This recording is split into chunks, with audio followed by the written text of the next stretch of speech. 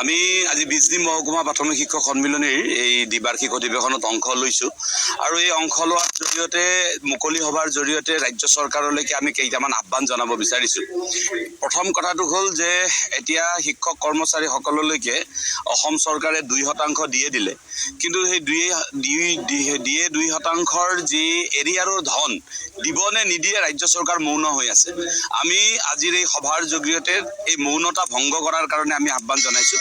দ্বিতীয়তে ৰাজ্যখনৰ স্নাতক শিক্ষকসকলৰ পৰা কাঢ়ি লৈ যোৱা কাঢ়ি নিয়া সৰ্বানন্দ সোণোৱালদেৱৰ চৰকাৰৰ সময়তে কাঢ়ি নিয়া গ্ৰেড পে 8,700 টকাৰ প্ৰসংগ অহা আগষ্ট মাহৰ ভিতৰত সমাপন কৰি সকলোখিনি প্ৰাপ্য ঘূৰাই দিয়াৰ কাৰণে আমি দাবী জনাইছোঁ। অন্যথা আমি অহা ছেপ্টেম্বৰ মাহত এই বিষয়টোক লৈ শিক্ষকৰ সকলো শিক্ষক সংগঠনৰ প্ৰতিনিধিৰ সৈতে একেলগে সন্মিলিতভাৱে আমি ৰাজপথলৈকে ওলাই আহিবলৈ বাধ্য হ'ম।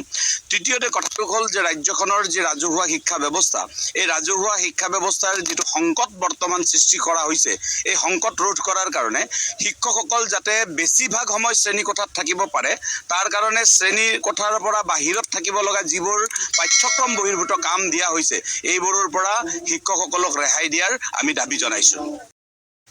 নমস্কাৰ বন্ধু বান্ধৱীসকল, আপোনালোকে যিহেতু ভিডিঅ' ক্লিপটো চাই সম্পূৰ্ণ কথা বুজি পালে। আমাৰ শিক্ষক কৰ্মচাৰীসকলৰ বিভিন্ন দাবী, যিটো সৰ্বানন্দ সোণোৱাল আগতে মুখ্যমন্ত্ৰী হৈ থাকোঁতে যিটো তেওঁলোকক 7,000 টকাৰ যিটো বেছিক পইচা দিয়া হৈছিল, দি মিনি এইটো হেমন্ত বিশ্ব শৰ্মাৰ চৰকাৰ দিনত ঘূৰাই দিয়া হ'ল বা ঘূৰাই লৈ যোৱা হ'ল। এই ক্ষেত্ৰত তেওঁলোকৰ যে সেই বেছিক মাননিটো আকৌ ঘূৰাই দিব লাগে, সেই ক্ষেত্ৰত কৰ্মচাৰীসকলে দাবী জনাইছে। লগতে যদি এই দাবীটো মানি নলয় তেন্তে তেওঁলোকে আন্দোলন কৰিবলৈ বাধ্য বুলি কৈছে। অহা ছেপ্টেম্বৰ মাহৰ 22 তাৰিখে তেওঁলোকে ৰাজপথলৈ ওলাই আহিম বুলি কৈছে। এই ক্ষেত্ৰত আপোনালোকৰ নিজৰ মতামতসমূহ কি তলত কমেণ্ট বক্সত নিশ্চয় জনাব বুলি আশা কৰিলোঁ।